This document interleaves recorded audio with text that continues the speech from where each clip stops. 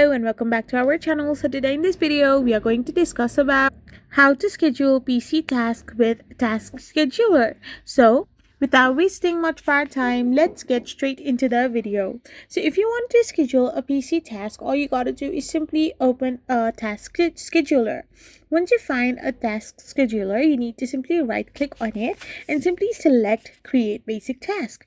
Once you have created basic task, you need to follow the wizard to name the task. You can set a trigger like daily at a specific time, and you can choose an action like start a program and specify the program as well.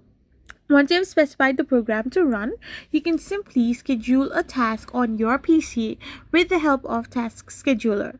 So this is a very simple and easy method. It does not take you anything long. You just need to give a prompt that the Task Scheduler can configure into action, and you can simply finalize the task and you're all set.